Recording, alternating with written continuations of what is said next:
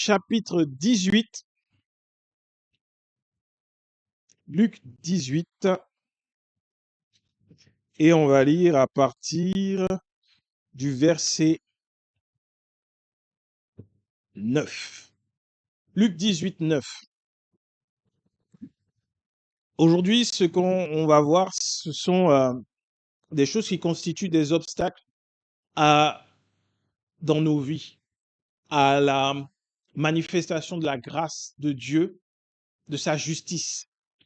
On va regarder ça dans Luc 18 au verset 9.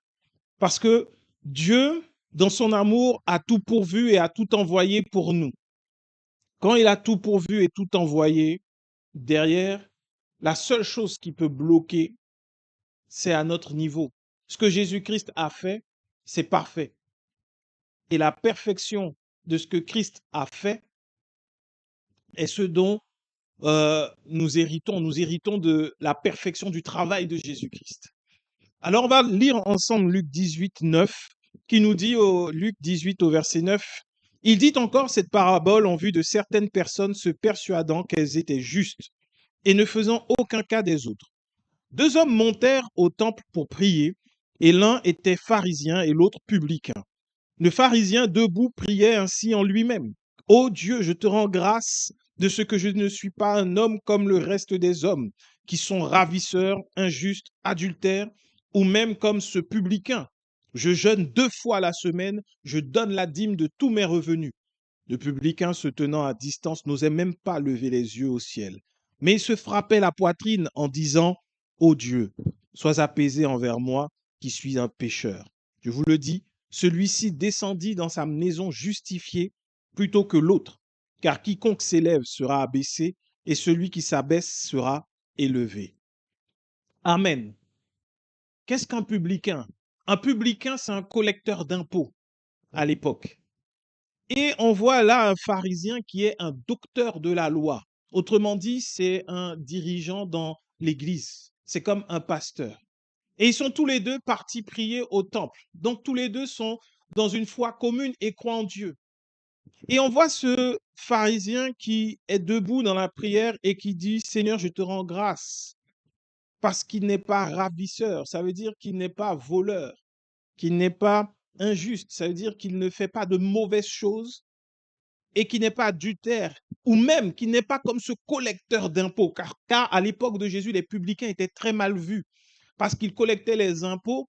Ce n'était pas les impôts pour le temple ni pour les Juifs, mais c'était les impôts pour les Romains. Et donc, ils étaient considérés comme des traîtres.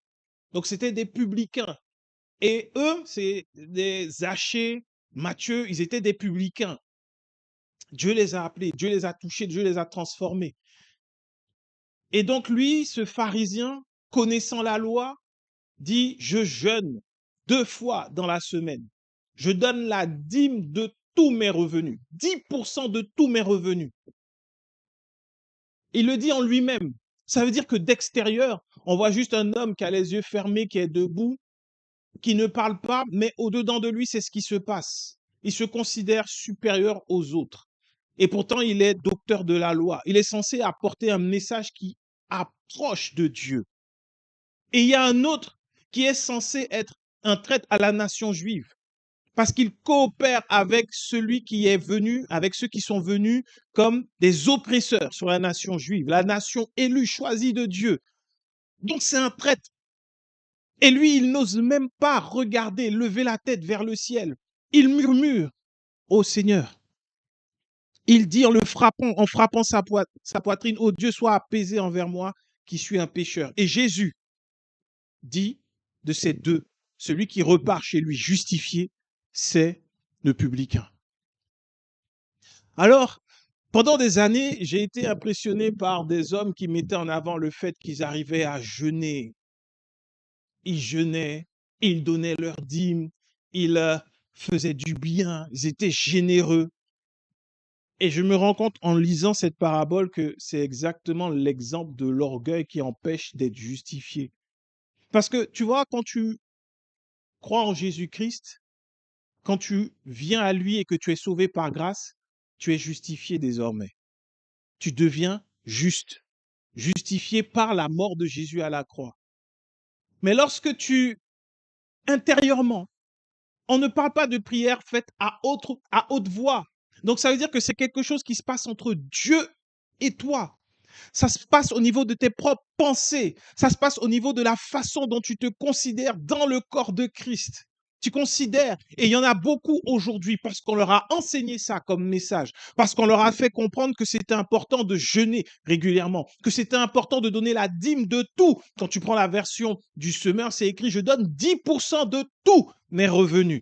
On leur a dit, parce qu'il y en a qui donnaient juste 10%, on leur a dit non, même sur la CAF que tu peux recevoir, sur les primes que tu as, il faut donner les 10%.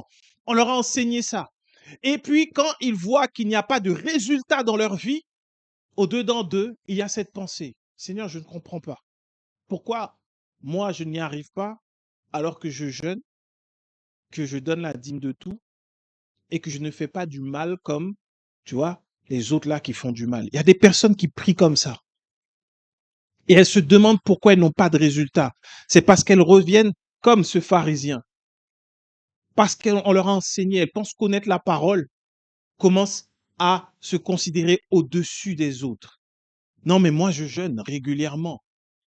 Non, mais moi, je donne la dîme et je suis généreux envers les autres. Je vole pas. Je ne suis pas adultère comme les autres hommes ou je ne suis pas comme ce traître, comme celui-là là, qui travaille dans un emploi qui glorifie pas Dieu.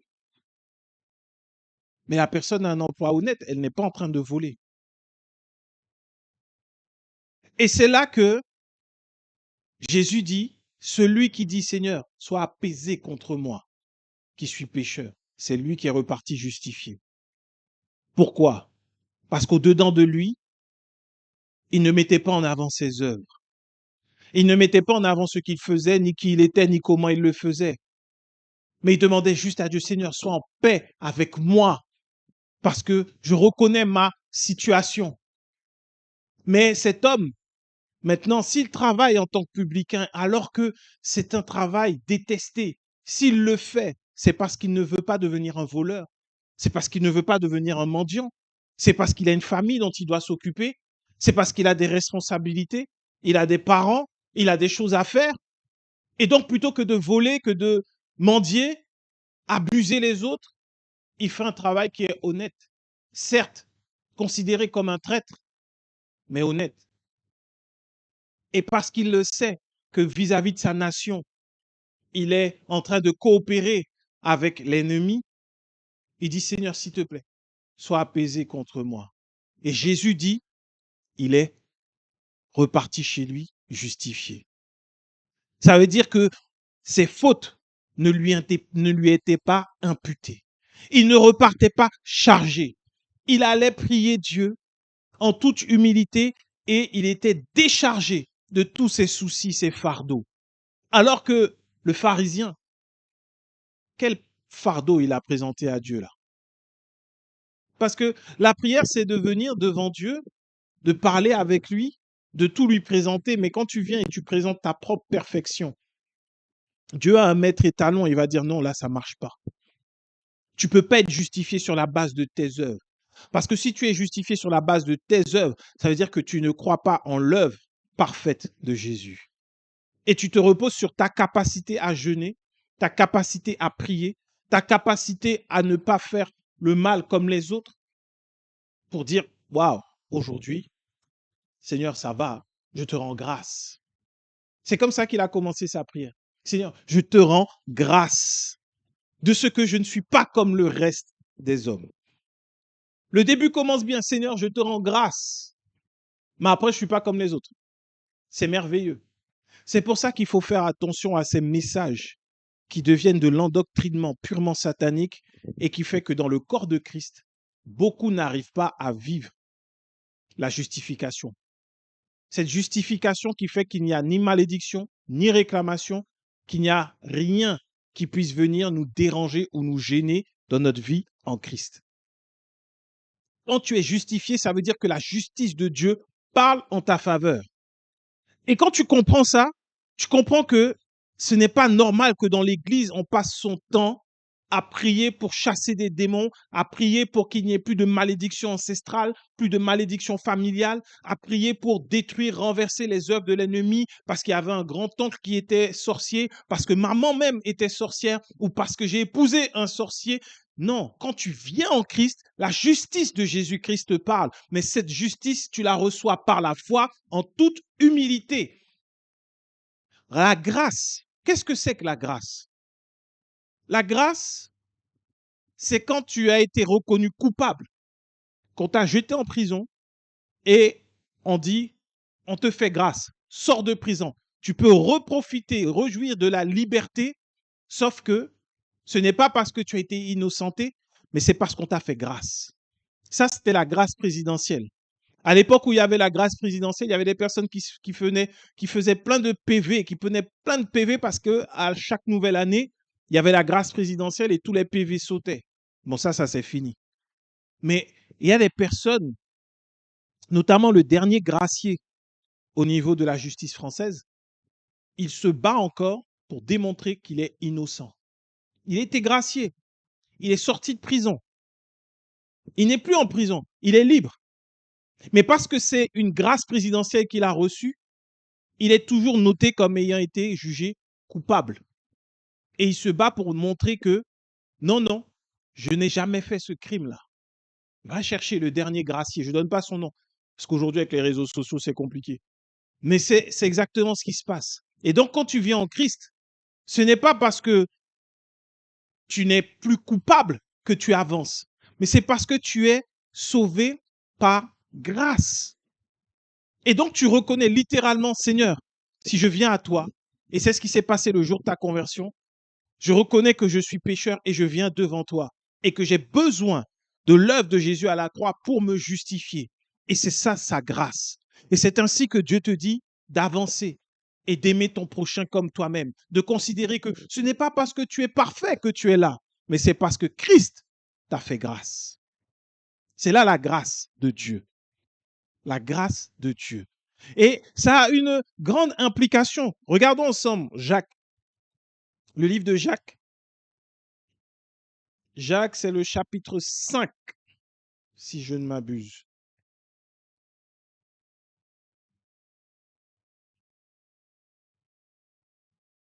Le livre de l'apôtre Jacques.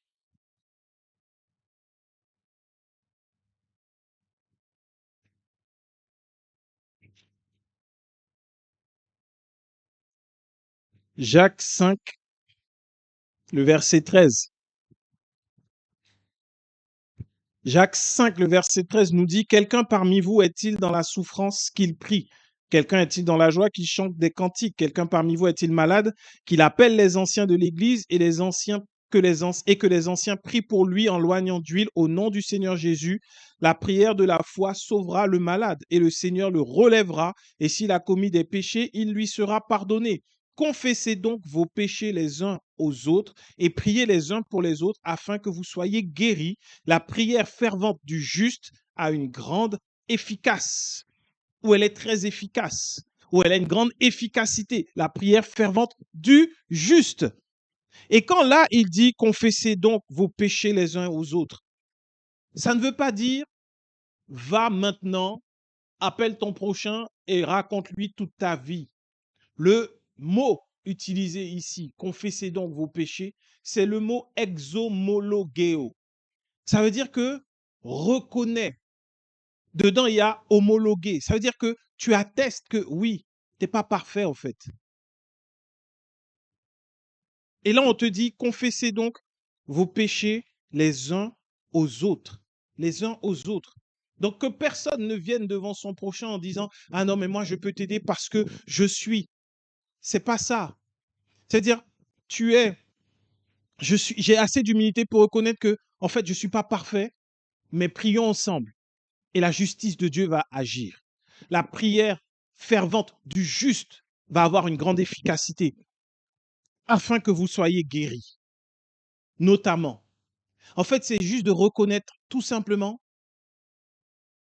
je suis un pécheur tout comme toi, mais par la grâce de Dieu, Dieu nous a sauvés.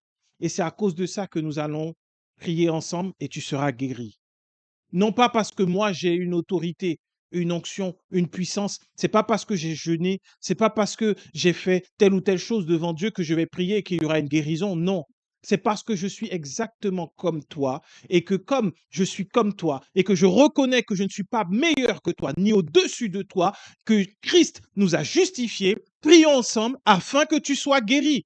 Et si nous prenons le temps de prier ainsi les uns pour les autres, on verrait des guérisons extraordinaires dans l'Église au quotidien. Sauf qu'aujourd'hui, les gens courent après des personnes qui leur disent, j'ai reçu quelque chose de particulier pour pouvoir guérir. J'ai une onction particulière, j'ai un don particulier. Oui, il y a les dons de guérison. On est d'accord avec ça. On le reconnaît. Mais même ce don de guérison, il n'a rien fait pour le recevoir parce que la Bible dit que c'est le Saint-Esprit qui distribue à qui il veut dans le corps de Christ pour l'édification du corps de Christ.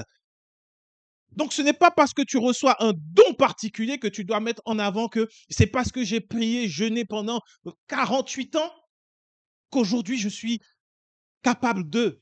C'est faux. C'est l'Esprit de Dieu qui distribue comme il veut afin que le corps de Christ soit édifié. Alors, quel que soit le don que tu aies reçu, l'appel que tu as reçu pour le corps de Christ, c'est toujours pour l'édification du corps de Christ et tu demeures toujours quelqu'un que Dieu a gracié. Il faut bien comprendre, hein, quelqu'un que Dieu a gracié, il ne faut pas croire que c'est quelqu'un qui vit encore dans le péché. Non, c'est un pécheur gracié. Ça veut dire qu'il ne vit plus dans le péché. Comme celui qui était en prison et qui était soumis aux lois de la prison, aux règles de la prison, une fois qu'il est gracié, il est dehors, il est libre comme tout le monde. Il ne marche plus comme un prisonnier. Il ne dort plus dans une cellule de prison. Il dort chez lui. Il peut travailler. Il peut jouir de la vie parce qu'il a été gracié. Et devant Dieu, c'est ce que Dieu veut que nous ayons comme reconnaissance et que nous puissions abonder en action de grâce en ce sens. Je suis là sur cette terre. Si je vis, c'est par la grâce de Dieu uniquement. Ce n'est ni par ma prière, ni par la force, ni par la puissance. Et Dieu m'a prouvé son amour parce que Christ est mort à ma place. Et désormais, l'Esprit de Dieu vit en moi. Et je ne suis pas meilleur que toi. Mais aujourd'hui, je prie que tu sois guéri au nom de Jésus. La prière fervente du juste a une grande efficacité. Le juste, ça ne veut pas dire que c'est celui qui dit je fais ce qui est juste. Dieu te considère juste quand tu es conscient que tu as été sauvé par grâce et que tu n'es pas au-dessus des autres. C'est ce que Jésus a dit et c'est ce que Jacques nous confirme. Jésus l'a dit. Jacques nous redonne les enseignements de Jésus. Jésus a dit, celui qui n'osait même pas lever les yeux au ciel et qui frappait sa poitrine, il était là, il avait mal de ce qu'il était traître à sa nation. Et il a dit, Seigneur, sois apaisé contre moi qui suis un pécheur.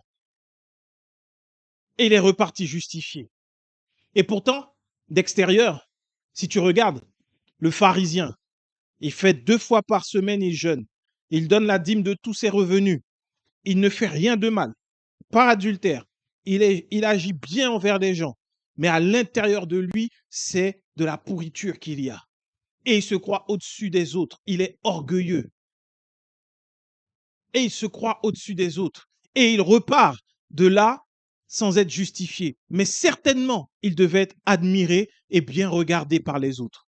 Parce que quand tu arrives dans l'église et que tu vois un frère, il est carré. S'il y a un besoin, il va toujours donner. Il donne sa dîme. Il est là. Quand il faut jeûner, il est là tout le temps. Il est régulier. Tout le monde veut le prendre comme exemple. Tout le monde veut être comme lui, se dire waouh, mais quelle foi extraordinaire. J'aimerais être comme frère untel. Tu ne sais pas ce qui se passe à l'intérieur des gens. Des fois, la seule motivation qu'ils ont pour continuer d'être comme ça, c'est parce que justement, ils sont glorifiés par les autres autour d'eux. Et il n'y a rien de sincère vis-à-vis de Dieu. C'est pour ça que notre exemple, c'est Christ. Ça ne peut pas être quelqu'un. Parce qu'on ne connaît pas l'intérieur. C'est Dieu qui à la fin juge. On ne connaît pas l'intérieur. Alors tu peux voir des gens que tu admires dans l'église, mais tu ne sais pas ce qui se passe à l'intérieur. Le cœur, il peut se considérer comme étant au-dessus de toi et agir comme s'il était en dessous de toi. Et Dieu n'y prend aucun plaisir. Et ce n'est pas la justice de Dieu qui parle et qui agit à ce moment-là.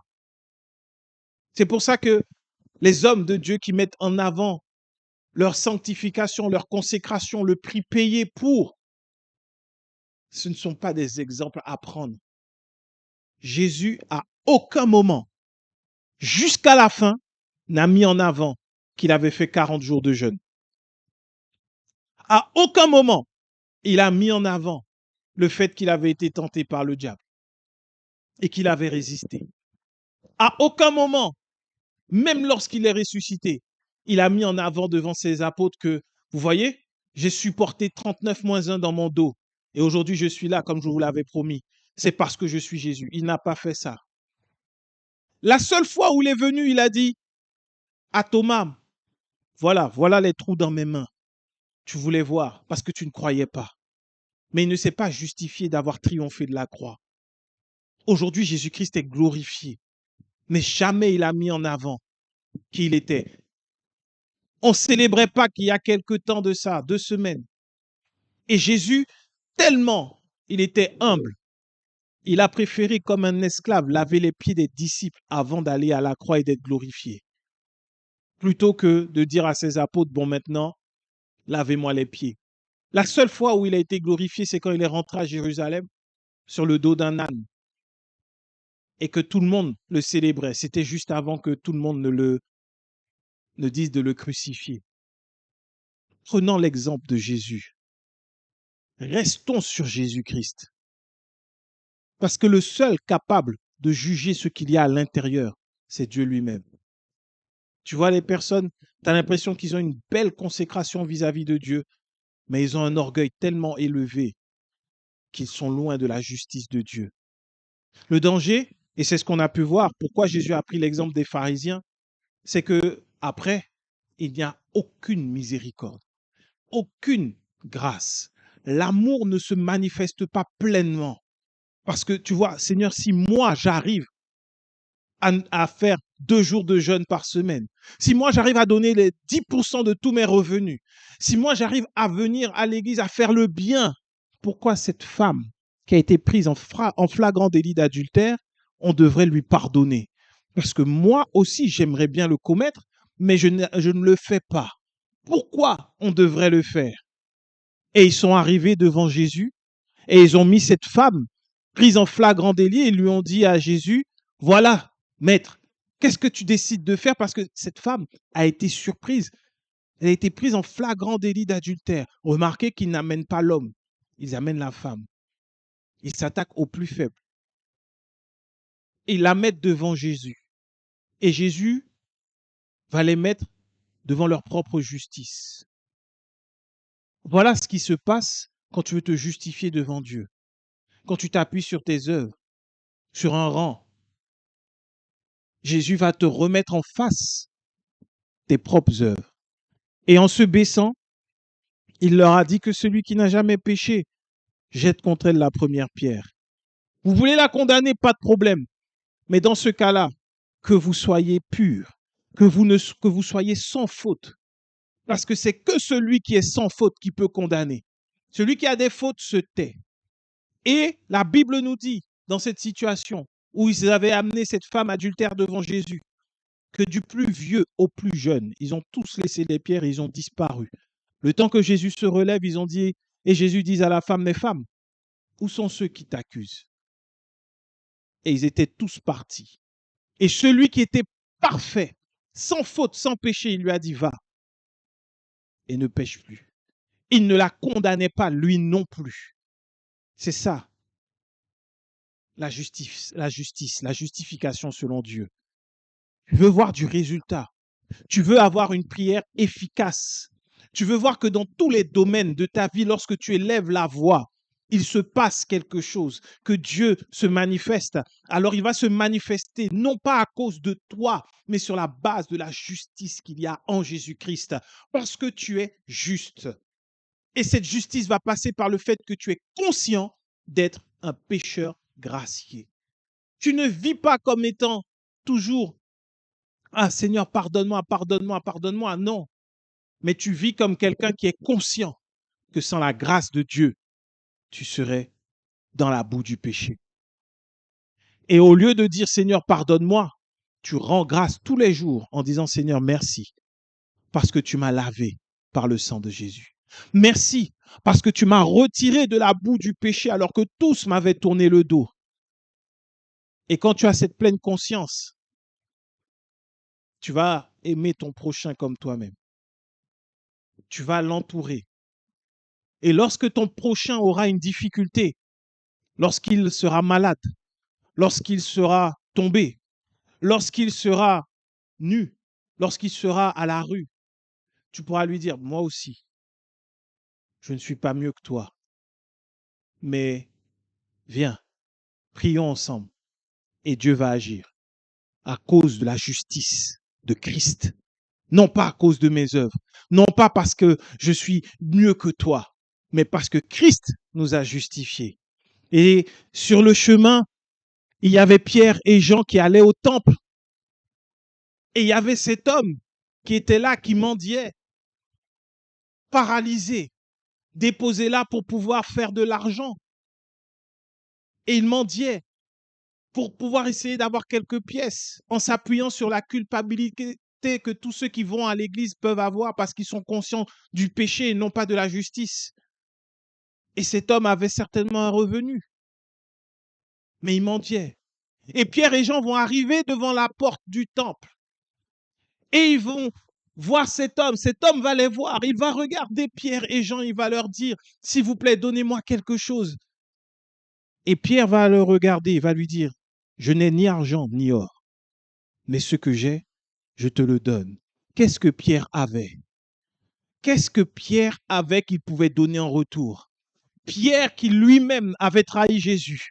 Pierre qui lui-même s'était retrouvé à faire une pêche infructueuse pendant toute une nuit. Il a fallu que Jésus vienne et que Jésus lui fasse prendre conscience de la grâce pour qu'il puisse sortir de sa détresse. Et Pierre, se retrouvant devant cet homme, il va lui dire, ce que j'ai, je te le donne. Je n'ai ni argent ni or, mais ce que Pierre avait reçu, c'est la grâce de Dieu. Et avec cette grâce-là, parce qu'il avait été justifié par sa foi en Jésus-Christ, il a dit, au nom de Jésus-Christ de Nazareth, lève-toi et marche. La prière fervente du juste a eu une grande efficacité. Et la Bible nous dit que cet homme s'est levé et qu'il est rentré dans le temple, qu'il marchait, qu'il sautait, qu'il louait Dieu. Et tout le monde reconnaissait que c'était ce mendiant. Tu vois la puissance de la justification. Pierre ne s'est pas mis en avant. Pierre n'a pas dit, ah, Seigneur, je te rends grâce parce que maintenant un miracle va avoir lieu.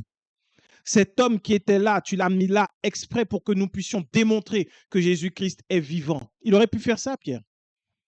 Pierre aurait pu dire, moi qui ai marché sur l'eau avec Jésus, moi qui l'ai vu après sa résurrection, aujourd'hui, Seigneur, tu as mis devant moi l'occasion de te glorifier. Alors maintenant, homme, je te le dis, lève-toi au nom de Jésus. Pierre n'a pas fait ça. Pierre a été d'une humilité extraordinaire. Je n'ai rien. Je ne suis pas mieux que toi, ça voulait dire. Je ne suis pas mieux que toi. Je n'ai ni argent ni or. Cet homme était là, il n'avait ni argent ni or. Il a dit, je n'ai rien.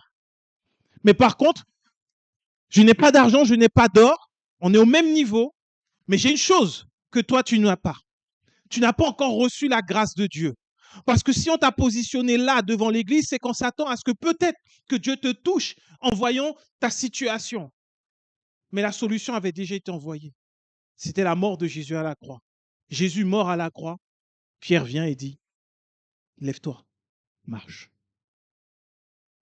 On se pose des fois les questions, mais pourquoi on n'a plus de vrais miracles dans l'église? Pourquoi on n'a plus de guérison puissante dans l'église? Pourquoi on n'a plus cette prière qui n'est pas la prière où on supplie tout le temps, qui agit avec puissance? Parce que c'est la prière fervente du juste. C'est pas la prière fervente du bon chrétien. C'est pas la prière fervente de celui qui jeûne. C'est pas la prière fervente de celui qui fait du bien. C'est celle du juste. Justifié par la foi. La grâce de Dieu. Voilà ce qui nous justifie. Aujourd'hui, si je parle, si j'annonce la grâce, l'évangile, c'est pas parce que je suis meilleur qu'un autre.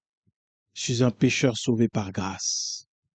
Et je prie au nom de Jésus que tous ceux qui entendent ce message puissent expérimenter la puissance de la guérison de Dieu qui se trouve dans la justice en Jésus-Christ. Aimons-nous les uns les autres profondément. Soyons humbles. Ayons nos regards fixés sur Jésus, l'auteur et le consommateur de la foi. Celui qui l'amène à la perfection lorsque tu lui apportes ta foi et que tu ne regardes pas ce que tu fais. Car jamais la Bible, au grand jamais, n'a dit que Dieu fait grâce à ceux qui prient, à ceux qui donnent la dîme et à ceux qui font le bien. Mais il fait grâce aux pécheurs. Il est là pour ceux qui ont été rejetés. Et si nous sommes de l'autre côté aujourd'hui, revêtus d'une robe blanche, justifiés, c'est parce qu'à un moment dans notre vie, nous étions également dans les ténèbres. Que tu n'oublies pas d'où il t'a tiré. Parce que par toi, le Seigneur va toucher tous ceux qui ont besoin de guérison. Et là, on ne parle pas du monde, on te parle dans l'église même, entre frères et sœurs. C'est cette prière fervente qui aura une grande efficacité au milieu de nous. L'amour de Dieu est là pour chacun d'entre nous. Et quand nous tous nous reconnaissons que nous ne sommes pas meilleurs les uns que les autres, voilà pourquoi la Bible dit que celui qui est grand se fasse le plus petit et qu'il serve son prochain. Parce que Dieu se glorifie ainsi. S'abaisser, ce n'est pas dire je suis humble et je ne mets pas en avant tout ce que je fais, mais si tu savais tout ce que je faisais, franchement, tu bénirais le Seigneur pour ma vie. C'est pas ça, s'abaisser. S'abaisser, c'est toujours considérer l'autre comme étant au-dessus de nous. Toujours. Toujours. Le seul qui est digne d'être élevé et qui a été positionné au-dessus de nous tous, c'est Jésus. Pourquoi? Parce qu'il n'a pas regardé son égalité avec Dieu comme une proie arrachée. Mais il est venu sur cette terre, il a pris le corps d'un serviteur et il a accepté d'aller jusqu'à la mort de la croix par obéissance. C'est pour cela qu'il a reçu le nom au-dessus de tout nom, afin qu'au nom de Jésus, tout genou fléchisse et que toute langue confesse qu'il est Seigneur à la gloire de Dieu le Père. Voilà ce qui doit nous animer. La prière fervente du juste a une grande efficacité. Ta prière, quand tu es conscient de la grâce de Dieu dans ta vie, aura toujours une grande efficacité. Dieu nous bénisse tous. Amen.